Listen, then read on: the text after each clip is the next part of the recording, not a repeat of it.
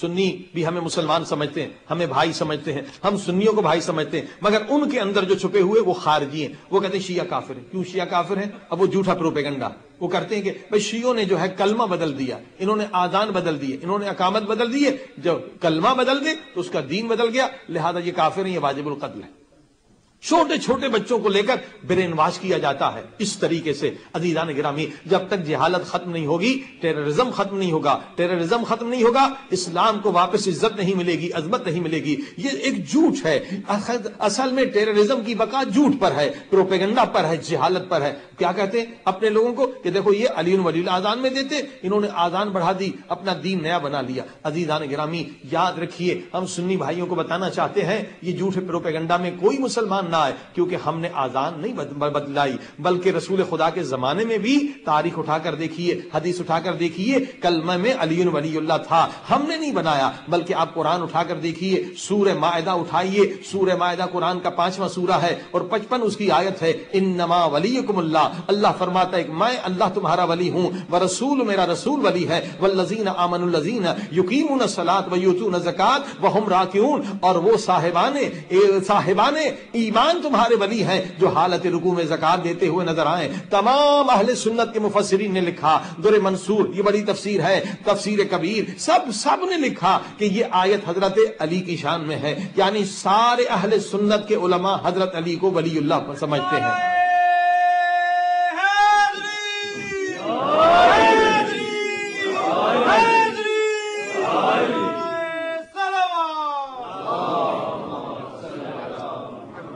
یہاں پر کوئی اختلاف نہیں ہے اہل سنت اور اہل شیعوں کے درمیان، سب اہل سنت کے بھائی مولا علی کو ولی سمجھتے ہیں۔ ہم اعلان کرتے ہیں، مگر انہوں نے اپنی ساری کتابوں میں لکھا ہے، حدیث بھی رسول خدا فرماتے ہیں جس کا میں ولی ہوں اس کے علی ولی ہیں۔ اہل سنت کے سارے مسلمانوں نے یہ حدیث لکھی ہے، اور صرف ایک آیت نہیں ہے، مولا علی کی ولایت کا اعلان خم غدیر میں ہوا، اور یہ بھی آیت قرآن میں موجود ہے، سورہ مائدہ سورہ کا نمبر 5 ہے، آیت کی نمبر 67 ہے۔ رسول خدا صلی اللہ علیہ وسلم نے جب خم غدیر پر سارے حاجی پہنچے تو اعلان ہوا۔ کیوں اعلان ہوا؟ آیت نازل ہوئی، یا ایھا الرسول بلغ ما انزل الیک من ربک وان لم تفعل فما بلغت رسالتہ، اے میرے محبوب وہ اعلان کر دیجئے جس کا آپ کو حکم دیا گیا ہے، اگر آپ نے یہ اعلان نہیں کیا تو آپ نے گویا رسالت کا کوئی کام انجام نہیں دیا۔ اب سارے اہل سنت کے مفسرین جو ہیں، تفسیر کبیر والے، در منصور والے، کشاف والے، سب جتنے بھی تفاسیر ہیں، 300 سے زیادہ اہل سنت کی کتابوں نے یہی لکھا کہ جب یہ آیت نازل ہوئی، رسول خدا نے مولا علی کو بلایا، ان کا بازو بلند کر کے کہا، من کنت مولا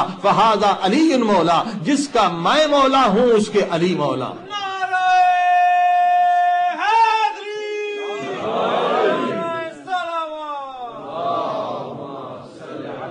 لہذا آپ دیکھ اس میں کوئی اختلاف نہیں ہے، یہ خارجیوں کا ایک پروپیگنڈا ہے۔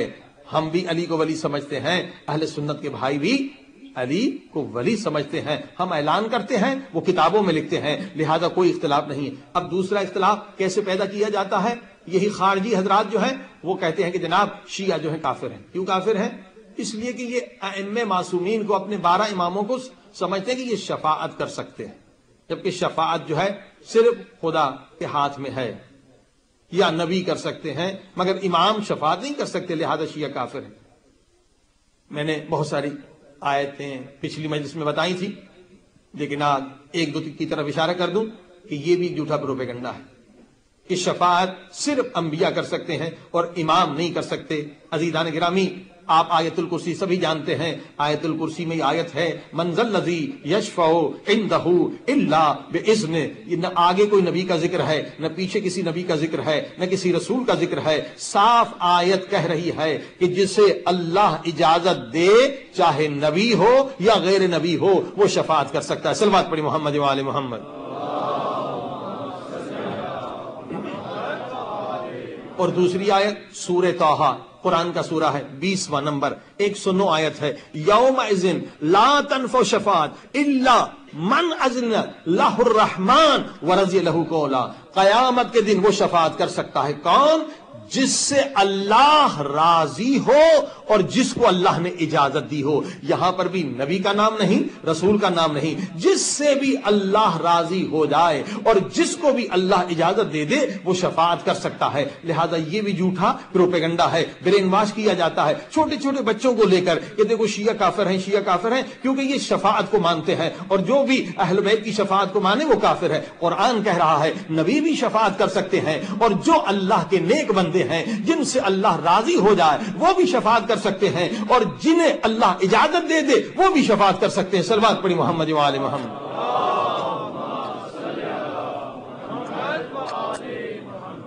تیسری تہمت لگا کے اور بچوں کو برین واش کیا جاتا ہے، مدرسوں میں گمراہ کیا جاتا ہے. یہ سب خارجیوں کے مدارس ہیں، نہ کہ سنیوں کے. ہمارے سنی ہمارے بھائی ہیں، ان کا عقیدہ ہمارا عقیدہ ایک ہے، مگر یہ اسی لباس میں چھپے ہوئے رہتے ہیں. عزیزان گرامی، کہتے کہ شیعہ کافر ہیں. کیوں شیعہ کافر ہیں؟ کہ یا علی مدد کہتے ہیں. بلکہ اب آپ دیکھیں یا علی مدد کی بات ہے، کتنے اہل سنت کے بھائی ہیں جو یا علی مدد کہتے ہیں، کتنے ان کے علماء ہیں جو یا علی مدد کہتے ہیں. مگر یہ ایک فرقہ ہے جو کہتا ہے یا علی مدد کہے وہ کافر ہے.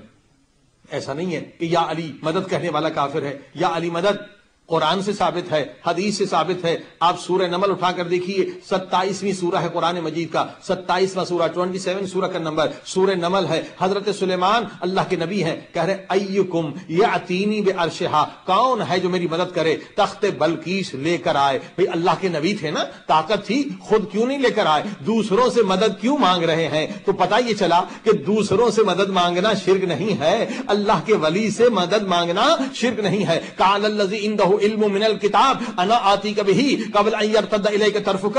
تو عاصف بن برخیہ کھڑے ہو گئے، کہنے لگے میں تلخ بلخیس، میں وہ تخت جو ہے آنکھ جھپکنے سے پہلے لا سکتا ہوں. تو عزیزان گرامی، اب آپ نے دیکھا اللہ کے نبی ہیں مگر ولی خدا سے مدد مانگ رہے ہیں، اور ولی خدا آنکھ جھپکنے میں تخت بلقیس لے کر آ گئے. صلوات پڑھی محمد و آل محمد. لہذا یہ بھی برین واش کیا جاتا ہے تاکہ تفرقہ بازی ہو، تاکہ نفرت ہو، مسلمان لڑے اور فائدہ کس کا ہو؟ اسلام کے دشمنوں کا. یا علی مدد قرآن سے ثابت ہے، حدیث سے ثابت ہے. میں ایک اشارہ کر دوں، جنگ احد کا واقعہ مدارج النبوہ اہل سنت کی بہت بڑی کتاب ہے، اور اسی طرح سے شیخ عبدالحق محدث دہلوی بڑے بڑے علماء لکھتے ہیں کہ جنگ احد میں جب رسول خدا کو کافر قتل کرنا چاہتے تھے تو اس وقت رسول خدا نے کیا فرمایا؟ فرمایا یا علی مرا از ان جماعت نگہدار حق کے نصرت بجا آور، کہ وقت نصرت اس، کیونکہ یہ فارسی زبان میں کتاب لکھی گئی ہے. لکھا کہ حضرت رسول خدا نے فرمایا اے علی مجھے کافروں کی جماعت سے بچا اور آج مدد کا حق ادا کر دے کہ مدد کی ضرورت ہے. 3 جملے ہیں نا، اسے مختصر کہیں تو رسول خدا نے یہی تو کہا کہ یا علی مدد. صلوات پڑھیں محمد و آل محمد.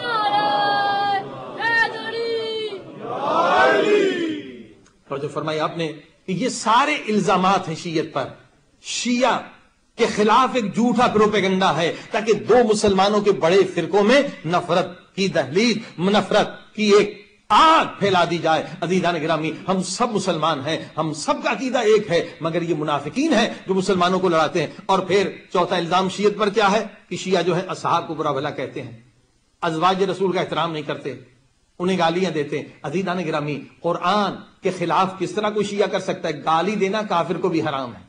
مسلمان کو کیسے گالی دے سکتے ہیں؟ کافر کو بھی گالی دینا حرام ہے. اور ازواج رسول کا احترام مولا علی نے کیا. آپ دیکھیے حضرت عائشہ جنگ میں آئی مگر اس کے بعد مولا علی نے احترام کے ساتھ، حجاب کے ساتھ، پردے کے ساتھ، یعنی تمام وہ عورتیں تھیں جنہوں نے مردانہ لباس پہن رکھا تھا انہیں واپس حفاظت سے پہنچایا. حضرت عائشہ نے کہا حضرت علی نے بہت اچھا کیا مگر ایک بات اچھی نہیں کی. کہا وہ کیا؟ کہ آپ لوگ نامحرم ہیں. سب نے ٹوپیاں اتاری. کہا ہم سب عورتیں ہیں. اس طرح سے حضرت